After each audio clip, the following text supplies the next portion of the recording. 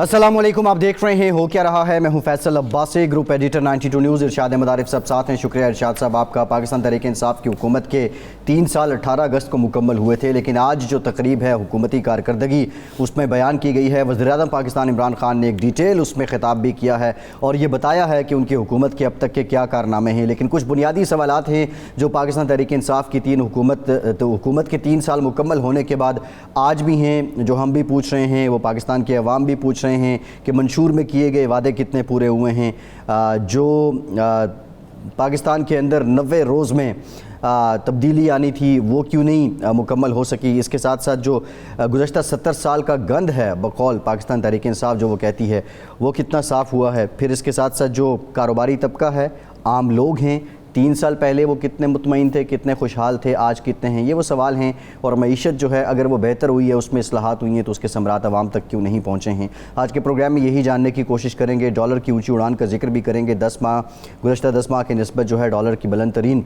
सतह है जिस पर वो ट्रेड कर रहा है। क्या रीज़न है? ज़र मुबादला के ज़खायर भी बढ़ गए हैं और डॉलर की जो कदर है उसमें भी इजाफा हो रहा है, रुपए की बेकदरी जारी है। ये तमाम मामलात हैं।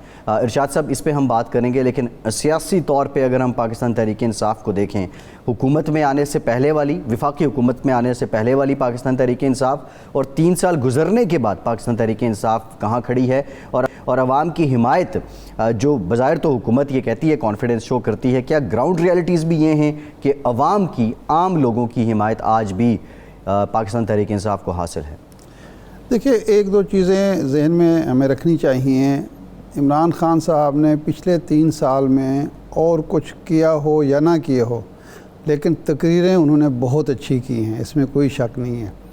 और तकरीर उन्हें करनी आ गई है। वो सिर्फ़ बोलते नहीं हैं या आदाद व शुमार नहीं पेश करते, उनका रैशनाल पेश करते हैं, फ़िलासफ़ी बयान करते हैं और एक दफ़ा तो जो सामे होता है उसको मुतमईन कर देते हैं कि जो ख़ामियाँ हैं मेरी उसके ज़िम्मेदार, जो कमज़ोरियाँ हैं मौजूदा हुकूमत की वो उसके ज़िम्मेदार तो हैं आसिफ ज़रदारी और नवाज शरीफ और साबका हुक्मरान, और जो कुछ अच्छा हुआ है वो मेरी कदोकाविश का नतीजा है, हुकूमत की कदोकाविश का नतीजा है और इसमें वो बहुत ज़्यादा कामयाब रहे हैं। बुनियादी चीज़ जिसका अभी तक जवाब मौजूदा हुकूमत नहीं दे पा रही वो ये है महंगाई और बेरोज़गारी में इजाफ़ा। कोई आदाद व शुमार अभी तक हुकूमत ने ये पेश नहीं किए कि जी बेरोज़गारी में इतने फ़ीसद कमी हुई है और महंगाई में इतने फ़ीसद कमी हुई है। वो जो सरकारी आदाद व शुमार हैं उनके मुताबिक महंगाई भी बढ़ रही है और बेरोज़गारी भी बढ़ रही है। ये ठीक है कि मईशत के अंदर जो इस्तेकाम आया, मईशत के अंदर जो बेहतरी आई, उसके नतीजे में गाड़ियों की सेल है वो फ़रोख्त जो है वो बहुत ज़्यादा बढ़ गई। किसान को भी अच्छे पैसे मिले अपनी फसलों के, लेकिन सिर्फ किसान ही तो इस मुल्क में नहीं बसते, काश्तकार ही तो नहीं बसते, देहातों में भी एक बेरोज़गार क्लास है जो दिहाड़ीदार क्लास है, उसको क्या सहूलत हासिल हुई? हर ज़िम्मेदार तो नहीं है ना जी। दूसरा ये है कि शहर में जो तनख्वाहदार लोग हैं, दिहाड़ीदार लोग हैं, उनके भी तो मसाइल हैं ना। अगर उनकी दवाई भी महंगी हो रही है, खाना पीने की चीज़ें महंगी हो रही हैं, सवारी महंगी हो रही है। ये ज़रा हम इस पे ना डिटेल बात करेंगे। एक तो उमूमी गुफ्तगू है, जो जनरल है, पॉलिटिकल है, उस पर भी बात करेंगे, लेकिन ज़रा तकनीकी बात करते हैं। जो इकनॉमिक रिफॉर्म्स का प्रचार करती है ये हुकूमत, क्या वाकई ऐसा है? हमें पाकिस्तान के मायनाज मईशतदान हैं, साबिक वज़ीर ख़ज़ाना हैं, डॉक्टर हफीज़ पाशा साहब ज्वाइन कर चुके हैं। डॉक्टर साहब, sir thank you very much for your time. Doctor साहब, 3 साल टेक्निकल जो रीस्ट्रक्चरिंग, री इंजीनियरिंग इकॉनमी में बात करती है हुकूमत, आप समझते हैं कि क्या वाकई हुई है? और अगर हुई है तो 3 सालों में उसके समरात अवाम तक पहुंच नहीं जाने चाहिए थे? बिस्मिल्लाहिर्रहमानिर्रहीम। देखिए, जब ये हुकूमत आई थी तो उस वक्त एक बहुत बड़ा मसला खड़ा हुआ था और वो था तिजारत का खसारा जो तारीख़ का सबसे बड़े लेवल पर जा चुका था, तकरीबन 20 अरब डॉलर।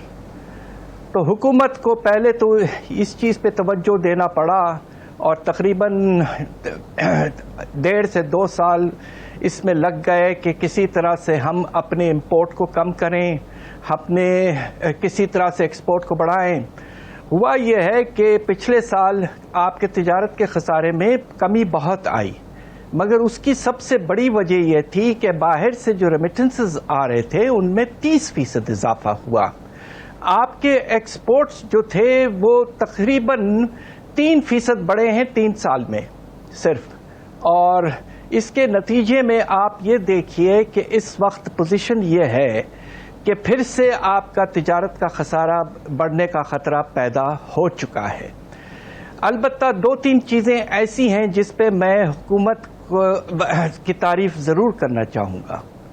ایک تو یہ ہے کہ جب کووڈ آیا تو جس طرح کے سٹیپس لیے گئے، دونوں حکومت نے بھی اور ہمارے پاکستان کے اسٹیٹ بینک نے بھی بہت مناسب اقدامات لیے، اور اللہ کا شکر ہے کہ ابھی تک پاکستان میں جو ریٹ ہے کووڈ کے کیسز کا جو لیول ہے وہ ساؤتھ ایشیا میں ابھی تک سب سے کم ہے۔ ہم سے تھوڑا زیادہ بنگلہ دیش ہے اور ہندوستان ہم سے بہت زیادہ وہاں نقصان ہوا ہے۔ خاص طور پہ احساس پروگرام کے نتیجے میں اس کو جو انہوں نے پھیلایا اور تقریباً 1,50,00,000 گھرانوں کو پہنچایا، یہ ایک بہت بڑا سٹیپ فارورڈ تھا۔ دوسری طرف اب اچھی خبر یہ ہے کہ صحت کارڈ اور کسانوں کو بھی کارڈ دیا جا رہا ہے، سبسڈی ان کو ملے گی، یہ مناسب اقدامات ہیں۔ مگر اصل مسئلہ یہ بھی ہے کہ آپ کو پہلے غربت کو کم کرنا چاہیے۔ یہ اسٹریٹجی یہ نہیں صرف یہ نہیں ہونی چاہیے کہ غربت جو ہے وہ بڑھے مگر ہم کسی طرح سے ریلیف دیں گے۔ Policy should be to reduce poverty.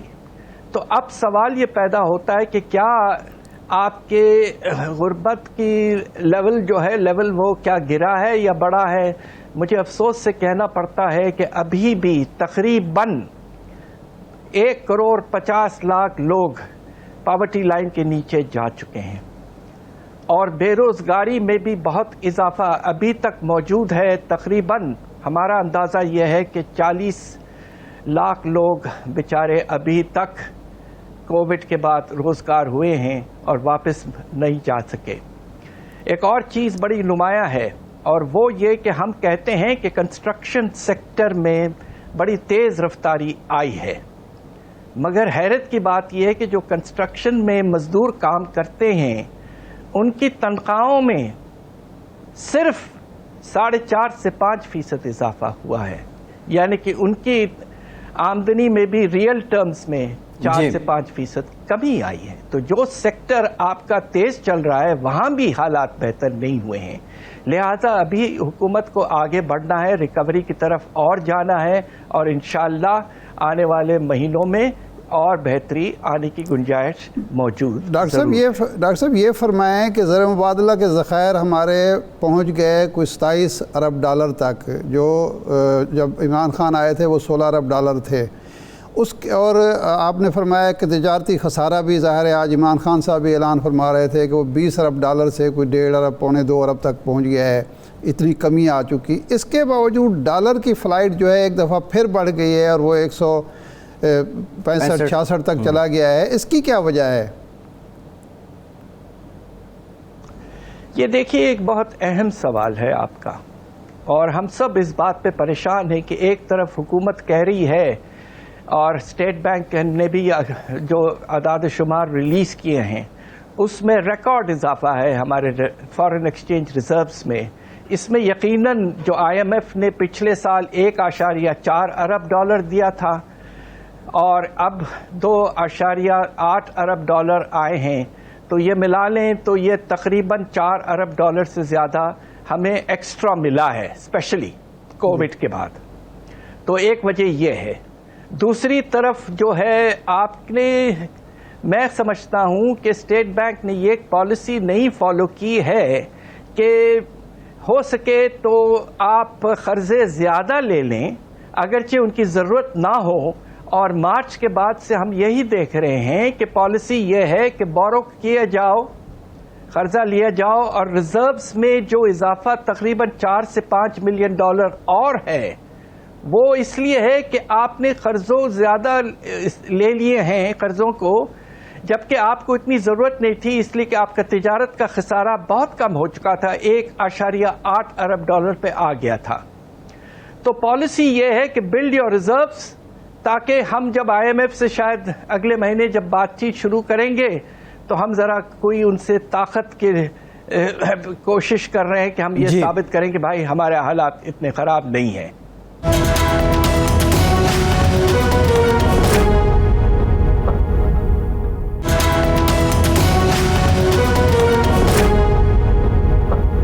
اس کے نتیجے میں ظاہر بات ہے کہ اگر ڈالر کی قیمت بڑھتی ہے تو اس میں بہت ساری چیزیں ایفیکٹ ہوں گی۔ ایکسپورٹر کو تو شاید اس کا فائدہ پہنچے، لیکن آپ کے قرضوں کا جو حجم ہے وہ بڑھے گا، آپ کی امپورٹ متاثر ہوگی، چیزوں کی اشیاء کی قیمتیں بڑھیں گی، تو اس کا تو ڈائریکٹ عام آدمی متاثر نہیں ہوگا اس سے؟ جی، مجھے افسوس سے کہنا پڑتا ہے کہ آپ بالکل ٹھیک کہہ رہے ہیں۔ اس کے نتیجے میں اب آپ یہ دیکھیے کہ دو چیزیں ایک وقت پہ ہو رہی ہیں۔ ایک تو جو باہر سے ہم امپورٹ کرتے ہیں چیزیں، اس میں دیکھیے اب گندم کی قیمت بڑھ گئی ہے، چینی کی قیمت بہت بڑھ گئی ہے، پام آئل کی قیمت تو 50-60% بڑھ گئی ہے، جی، تیل کی قیمت تقریباً 70 سے 80% بڑھ گئی ہے، اور ساتھ ساتھ آپ کے روپے کی قدر میں پچھلے 2-2.5 مہینے میں آپ نے دیکھا کہ تقریباً 14 سے 15 روپے کی کمی آئی ہے فی ڈالر۔ یہ دونوں چیزیں جب ایک وقت پہ ہوں گی تو اس کا نتیجہ تو یقیناً آپ کے افراط زر میں اضافہ ہوگا، اور کھانے پینے کی چیزوں کی جو رفتار ہے افراط زر کی، وہ بڑھنے کا بہت سخت میں سمجھتا ہوں اس وقت خطرہ موجود ہے۔ ڈاکٹر صاحب، اس کا حل کیا ہے؟ کیا یہاں پہ پھر وہی جو حکومت اسحاق ڈار صاحب پہ الزام لگاتی ہے کہ آرٹیفیشلی مینیج کر لیا جائے روپے کو، ڈالر کو، یا کوئی اور حل ہے اس کا؟ کوئی مڈل وے ہے کہ اس سے جان خلاصی ہو؟ بات یہ ہے کہ اگر ریزروز آپ کے ریکارڈ لیول پہ پہنچ گئے ہیں تو آپ اپنی امپورٹ کی فائنینسنگ میں سہولت کیوں نہیں کر رہے ہیں؟ آپ امپورٹ کا جو ڈیمانڈ بڑھا ہے اس میں آپ کی ڈیمانڈ بڑھ گئی ہے ڈالر کی، آپ کسی طرح سے مارکیٹ میں انٹروین کریں اور کوشش یہ کریں کہ روپیہ سٹیبلائز ہو۔ کسی کو اندازہ نہیں تھا کہ 152 سے گر کے یہ 166 میں آ جائے گا 2 مہینے میں۔ یہ تو بہت بڑی گراوٹ ہے۔ نہیں، مارکیٹ میں انٹروین کرنے سے کیا مراد ہے ڈاکٹر صاحب؟ کس لیے رکھتے ہیں آپ ریزروز؟ اپنے کرنسی کو سٹیبلائز کرنے کے لیے رکھتے ہیں، اور وہ ہو نہیں رہا ہے۔ ڈاکٹر صاحب، یہ عمران خان صاحب مسلسل یہ کہتے ہیں، چین کی مثال دیتے ہیں، اور ہمارے سامنے ہے کہ انہوں نے 70 کروڑ لوگوں کو غربت سے نکالا، اور عمران خان اس کا مسلسل حوالہ دیتے ہیں، احساس پروگرام، پناہ گاہیں، یہ سارا کچھ ہے۔ لیکن غربت کے خاتمے کے لیے یا غربت کی کمی کے لیے آپ کے خیال میں کون سا مضبوط اور مستحکم اقدام ہے جو کیا جائے تو واقعتاً پھر غربت کم ہوگی، یا احساس پروگرام سے، اس طریقے سے ریلیف سے بھی غربت کم ہوتی ہے؟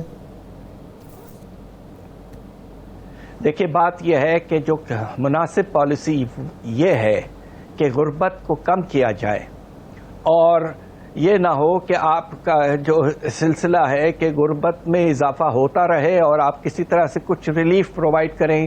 وہ ریلیف بھی آپ نے جو دیا تھا 12,000 روپے 3-4 مہینے کے لیے، جبکہ سالانہ آمدنی میں جو گیپ پیدا ہوا ہے پاورٹی لائن کے لحاظ سے، ایوریج 30,000 روپے لوگوں کے لیول میں کمی آئی انکم میں، قیمتوں کو دیکھتے ہوئے۔ تو بیچارے وہ غربت سے نکل نہیں پائے، چلیں تھوڑی سی ریلیف ہو گئی۔ یہ مناسب پالیسی نہیں ہے۔ بجٹ میں البتہ ہمارے فائنانس منسٹر صاحب نے ایک اچھی پالیسی کا ذکر کیا تھا، جسے انہوں نے نام دیا ہے باٹم اپ۔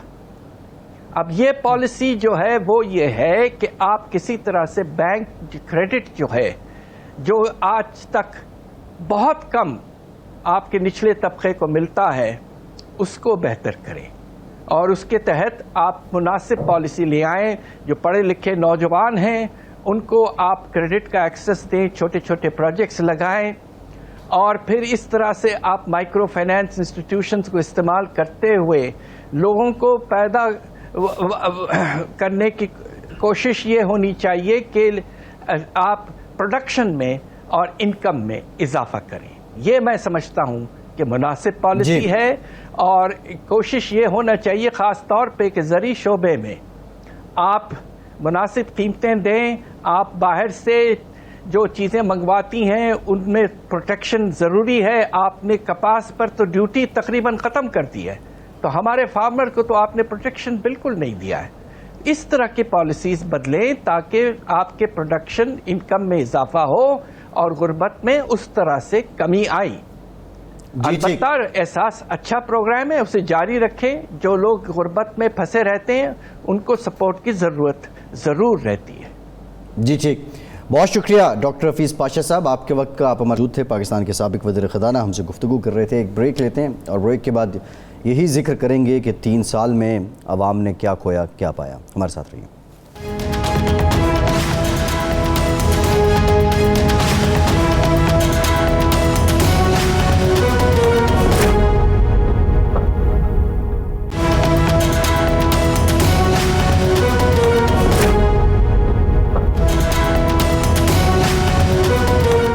بریک کے بعد ایک بار پھر سے آپ کو خوش آمدید کہیں گے. ارشاد صاحب، 3 سال پہلے ایک امپریشن تھا، بلکہ حقیقت تھی کہ پاکستان تحریک انصاف جو ہے وہ متحد ہے. اب ایک دھڑے بندی نظر آتی ہے. ترین گروپ کی صورت میں آپ کے سامنے ہے معاملہ. پھر اس کے ساتھ ساتھ جو اتحادی تھے ماشاءاللہ اس حکومت کے، انہوں نے بھی کوئی موقع ہاتھ سے جانے نہیں دیا. سیاسی طور پہ بطور لیڈر عمران خان وزیر اعظم بننے کے بعد مضبوط ہوئے ہیں، اور جو انٹرنل اب پی ٹی آئی کے لوگوں کا بھی ان کو پریشر رہا، اتحادیوں کا بھی رہا. آپ سمجھتے ہیں کہ بہتر طریقے سے انہوں نے مینیج کیا یا بہت ارلی مینیج کر لینا چاہیے تھا؟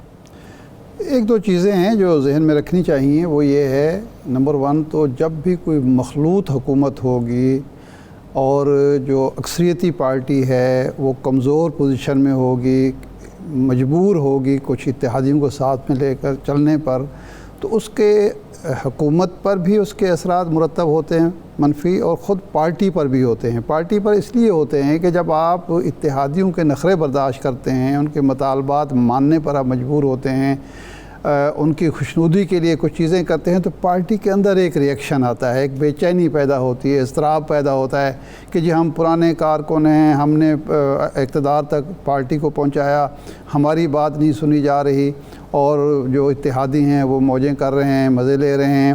تو ایک تو وجہ یہ ہوتی ہے. دوسرا، جب جو پارٹی لیڈر ہو وہ اقتدار میں پھنس جاتا ہے، ایوان اقتدار میں جا کر حکومتی معاملات میں پھنس جاتا ہے، تو اس کی جو گرفت ہوتی ہے پارٹی کی وہ کمزور ہوتی ہے. کیونکہ پاکستان میں کبھی کوئی پارٹی مضبوط بنیادوں پر مضبوط تنظیم کے ذریعے قائم ہی نہیں ہوئی. عمران خان صاحب نے کوشش کی تھی، لیکن ہمارا جو کلچر ہے وہ ایسا نہیں ہے کہ پارٹی کی جو قیادت ہے یا پارٹی کے جو مینیفیسٹو ہے، جو ایجنڈا ہے، اسی کے بیس پر آپ اقتدار میں آئے اور پارٹی ہی اقتدار چلا رہی ہو یا حکومت چلا رہی ہو. بہت سارے اور فیکٹرز میں شامل ہو جاتے ہیں.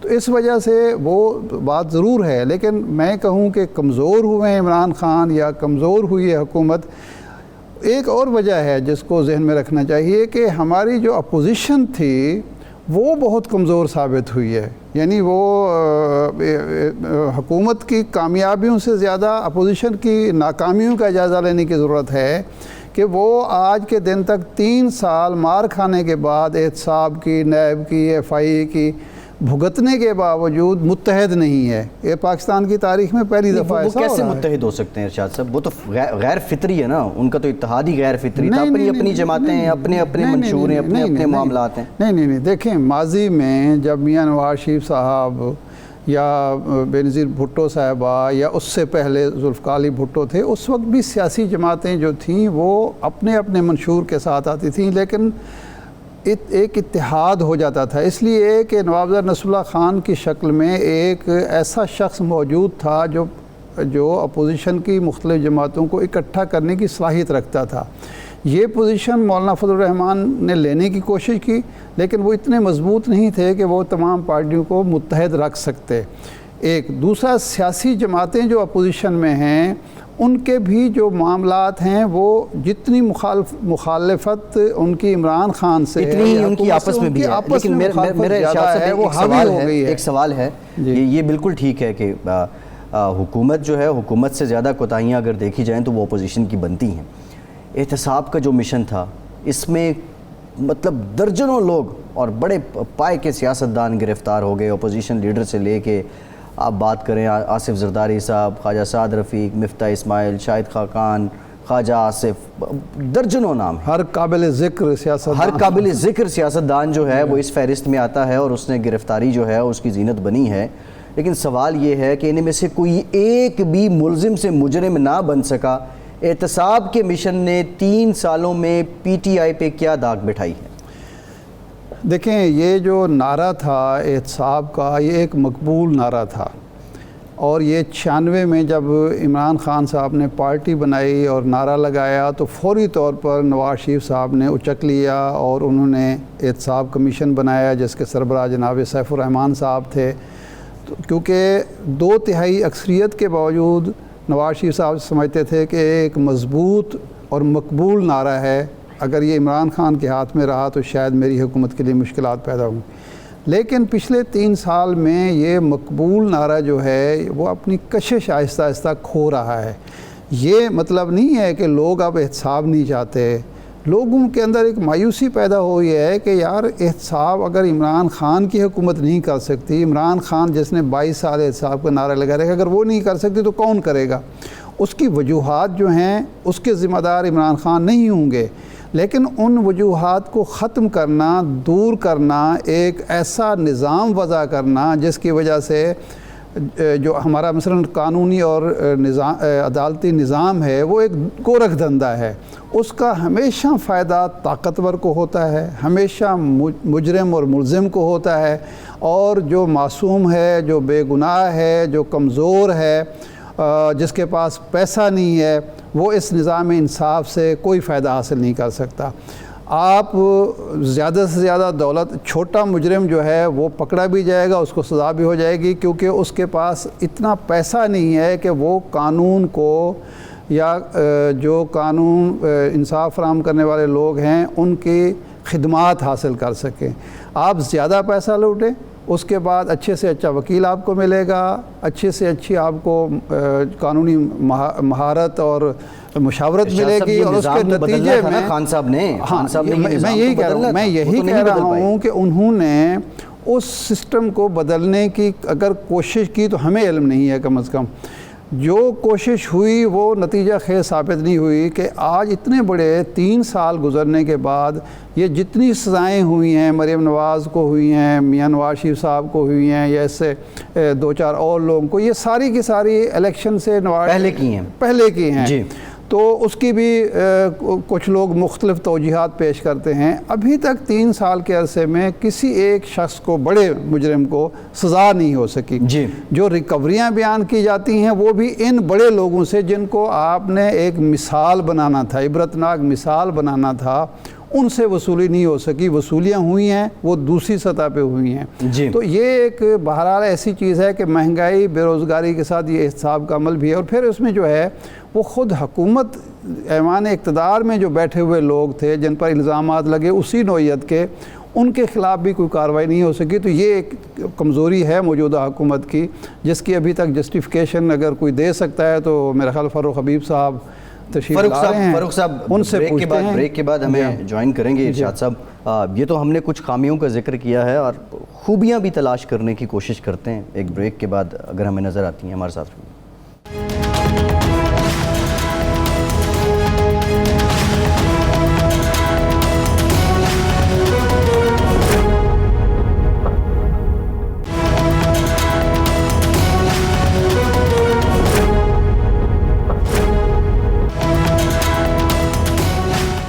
بریک کے بعد ایک بار پھر سے آپ کو خوش آمدید کہیں گے۔ ہمیں جوائن کیا ہے وزیر مملکت برائے اطلاعات و نشریات فاروق حبیب صاحب نے۔ بہت شکریہ فاروق صاحب آپ کے وقت کا۔ فاروق صاحب آپ کی طرف آتے ہیں۔ ارشاد صاحب، ہم نے مہنگائی پہ بڑی ڈیٹیل بات کی ہے اس سے پہلے، لیکن جو حکومت کی طرف سے بات کی جاتی ہے بار بار کہ معیشت کے لیے اصلاحات کی گئیں، معیشت کے لیے بہت کچھ کیا گیا، کرنٹ اکاؤنٹ ڈیفیسٹ جو ہے وہ کم کر دیا گیا، قرض جو ہیں وہ مزید نہیں لیے گئے، پچھلے قرض اتارے گئے، یہ سب باتیں ہیں۔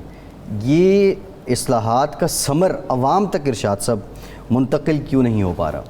یہ میرا خیال ہے ہم فاروق حبیب صاحب سے اب پوچھیں گے، ہم نے جو بات کرنی تھی کر لی، کافی کر لی۔ فاروق حبیب صاحب، پہلے تو مبارکباد 3 سال آپ کی حکومت کے مکمل ہو گئے، اور جو لوگ آپ کے مہربان کہہ رہے تھے کہ یہ حکومت 1 جنوری 2021 کا سورج نہیں دیکھ پائے گی، وہ اب مایوس بھی ہیں، تھوڑا سا کسی نہ قدرے شرمندہ بھی ہوں گے۔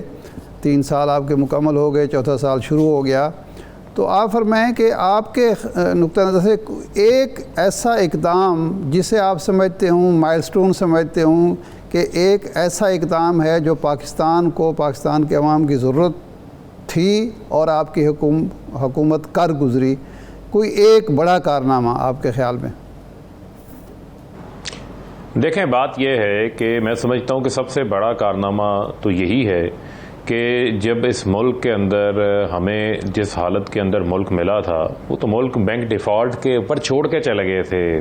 اتنے برے حالات تھے کہ 15 دن کے ریزروز ہمارے پاس پڑے ہوئے تھے۔ آپ کے پاس اپنی امپورٹس کے پیسے ادا کرنے کی پیسے موجود نہیں تھے، قرض تو چلے دینا دور کی بات ہے، لیکن آج ملک کو ہم نے نہ صرف سٹیبل کیا بلکہ ہم ملک کو گروتھ کی طرف لے آئے ہیں۔ کون سا ایسا معیشت کا سیکٹر ہے جو اس وقت ترقی نہیں کر رہا، چاہے وہ آپ کی ایکسپورٹس ہوں، چاہے وہ آپ کی لارج سکیل مینوفیکچرنگ ہو، چاہے وہ آپ کا کنسٹرکشن سیکٹر ہو، سوشل سیکٹر کے اندر آپ دیکھیں تو ہیلتھ کارڈ دیکھ لیں، آپ احساس پروگرام 260 ارب کا دیکھ لیں، آپ کم آمدن والے غریب لوگوں کے لیے جو گھروں کا انیشیٹو ہے، قوت 20,000 گھر حکومت کی اسی انیشیٹو کے تحت بنا کے بھی دے چکی ہے۔ اسی طرح 45 ارب روپے کے بینک جو ہے ان کے لیے آسان اقساط کے اوپر جو ہے وہ لونز منظور کر چکے ہوئے ہیں۔ میں یہ سمجھتا ہوں کہ یہ کوئی آسان کام نہیں تھا۔ دیکھیں، سب سے پہلے ہمیں جو ہے وہ لانگ مارچز کے چیلنجز، استعفوں کے چیلنجز، عدم اعتماد کے چیلنجز، حکومت ناکام ہو گئی، ڈے 1 سے اپوزیشن یہ کہتی رہی، پھر اس کے بعد پلوامہ کا اٹیک ہمارے سامنے آ گیا، ٹڈی دل ہمارے سامنے آ گیا، پھر مسلسل 2020 فروری سے آنورڈ ابھی اگست 2021 تک جو ہے وہ کووڈ کی وبا کا ہمیں سامنا ہے۔ لیکن دنیا یہ کہہ رہی ہے کہ دنیا کے 3 ممالک ایسے ہیں جنہوں نے بہترین انداز سے کووڈ کو ہینڈل کیا، اپنے کاروبار بھی چلائے، انڈسٹری بھی چلائی، روزگار کو بھی ہم نے ساتھ چلایا۔ تو میں یہ سمجھتا ہوں کہ کووڈ جہاں دنیا کی معیشتوں کو تباہ کیا، وہیں پاکستان کی وزیر اعظم عمران خان صاحب کی عام آدمی کے حوالے سے جو احساس کی سوچ تھی اس کے بہتر نتائج سامنے آئے، اور میں سمجھتا ہوں کہ اب ہم درست سمت کی طرف تیزی سے آگے بڑھ رہے ہیں۔ ڈیمز بڑی تیزی سے ڈیمز کے اوپر کام ہو رہا ہے۔ 1967 تربیلا کے بعد کوئی ڈیم نہیں بنا تھا، اب مومن ڈیم پہ کام ہو رہا ہے، دیا میر بھاشا ڈیم پر کام ہو رہا ہے، داسو ڈیم کے اوپر کام ہو رہا ہے، نئی گاج ڈیم کے اوپر کام ہو رہا ہے۔ K4 کا منصوبہ جو ہے وہ شد و مد کے ساتھ تیزی سے جو ہے وہ شروع ہو چکا ہے۔ پھر ریجنز کو ساتھ ملایا، فاٹا کے لیے تاریخی پیکج جو ہے وہ KPK میں جب مرج ہوا، پھر آپ کراچی ٹرانسفارمیشن پلان، سندھ کا پلان، بلوچستان کی تاریخ میں کبھی اتنے پیسے ترقیاتی طور پہ نہیں گئے۔ وہ یہ اعلانات جو ہیں وہ ہم نے بھی سنے ہیں، ان میں سے جو ابھی آپ نے معیشت کی بات کی کہ 15 روز کا آپ کے پاس ریزرو تھا، پھر کرنٹ اکاؤنٹ کو بہتر کیا، بڑا اس کی تشہیر بھی خاصی ہوئی ہے، لیکن بنیادی ایک سوال ہے جو عام لوگوں کا احساس کی آپ نے بات کی ہے۔ 2018 اگست میں چینی تھی 49 روپے کلو، اور اب جو ہے وہ کوئی 100 روپے ہے۔ پھر اسی طرح اگر ہم دیکھیں تو پچھلے 3 سالوں میں جو 20 کلو آٹے کا تھیلا ہے وہ 362 روپے مہنگا ہوا ہے، بکرے کا گوشت 337 روپے ہوا ہے، گائے کا 169 روپے ہوا ہے۔ ہوش ربا مہنگائی ہوئی ہے۔ مہنگائی کو قابو کیوں نہیں کر پائے؟ مانا کہ دنیا میں بھی چیزوں کی قیمتیں بڑھی ہیں، لیکن جس تناسب سے یہاں جو مہنگائی ہوئی ہے، یہ تناسب کیوں کم نہیں کر پائی آپ کی حکومت؟ جو لوکل پیدا ہونے والی چیزیں ہیں وہ کیوں مہنگی ہو رہی ہیں اور قابو نہیں پایا جا رہا؟ دیکھیں بنیادی طور کے اوپر کچھ ایشوز ہیں جس پہ میں سمجھتا ہوں جب ہم مہنگائی کی بات کرتے ہیں تو ہمیں اس پہ بات کریں۔ پہلا ایشو یہ تھا کہ ہم نے ڈالر کو فکٹیشیسلی روکا ہوا تھا، اسحاق ڈار 7 ارب ڈالر جھونک کے چلے گئے تھے۔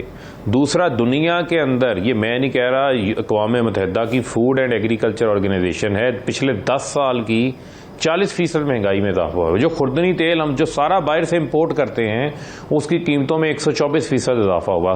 دالیں، جو دالیں پاکستان میں ہم پیدا کر سکتے ہیں وہ 70% ہم امپورٹ کرتے ہیں۔